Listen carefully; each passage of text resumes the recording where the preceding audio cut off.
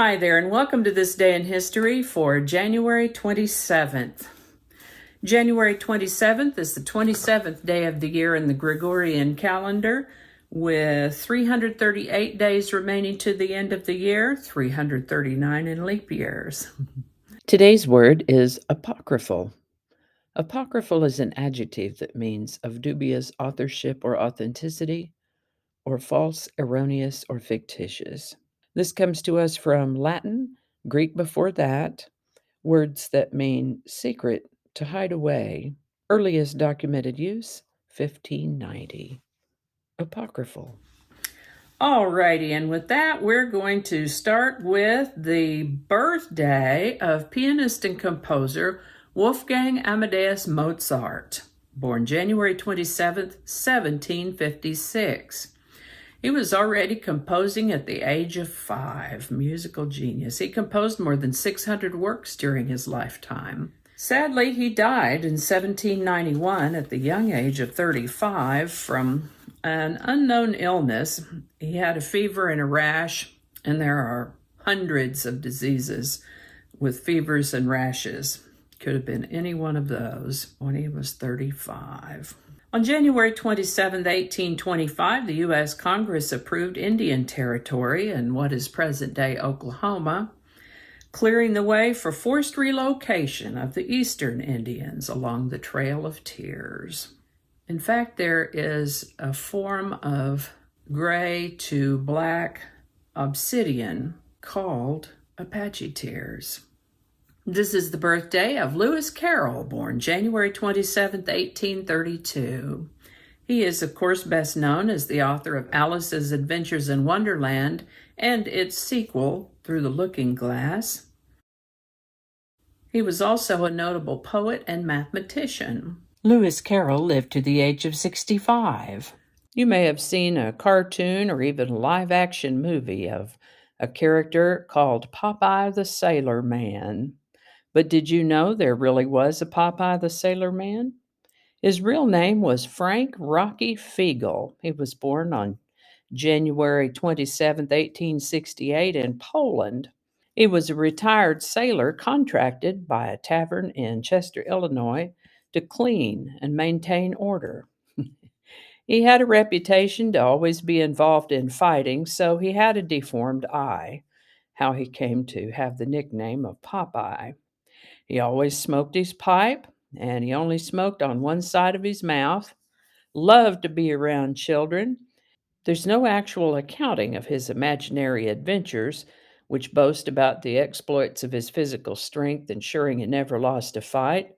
The author of Popeye, Elzie Chrysler Seeger, was born in Chester and met Frank when he was a young man, listened to the stories, and years later honored him with the character of Popeye the Sailor Man. Olive Oil also existed.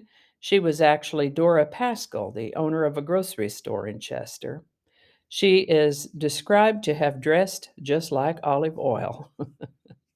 Seeger kept in touch with Frank and always helped him with money. Frank and Popeye also carried some inherent features like courage, chivalry, and virility. Popeye the Sailor Man. Thomas Edison received a patent for his incandescent light bulb on January 27, 1880. On January 27, 1939, the first flight of the Lockheed P-38 Lightning, a plane that was developed for the U.S. Army and used during World War II. Now, we've mentioned the siege of Leningrad before. This blockade may be one of the longest and most destructive sieges in history, as well as possibly the costliest siege in history due to the number of casualties which were suffered during it. To recap, the Germans, under order of Hitler, were sent to take the city of Leningrad, now known as St. Petersburg. Leningrad is located at the base of an isthmus between Lake Ladoga and the Gulf of Finland. I believe the Germans' thought was that if they could surround the city and blockade Leningrad's supply chain, they could starve them out in just a few weeks. The Finns, Finland's right above that, the Finns were supposed to block from the north and the Germans from the south. Now, Hitler didn't really want to occupy the city because then he would be responsible for the food supply. He preferred to starve the city out. None of them accounted for such a determined people as the inhabitants of Leningrad. The Finns were not so focused on taking Leningrad. They were more interested in regaining some territory that they had lost in an earlier battle. Real estate was a matter of real estate for the Finns. But the whole thing was long, drawn out, and quite wearying. The siege that was supposed to starve Leningrad out in just a few weeks lasted 2.5 years. And on January 27, 1944, the 900-day siege was lifted. 900 days. 2.5 years. And that's all I have for you today. Hope you learned something you didn't know before. I know I sure did. Always do. As always, links to my research are included in the show notes. Thank you so much for watching. Give it a like if you enjoyed this video. Consider subscribing if you haven't already. Feel free to share. Thanks again, and I'll see you next time. Alrighty. Let's read that again. Neighbors. Let's try something different here. That might not make it into the video, we'll see. Okay, let's try that again. Not too salty though. Gotta be just right. No, it's not. Okay, hold on. That's not a nice way to say it.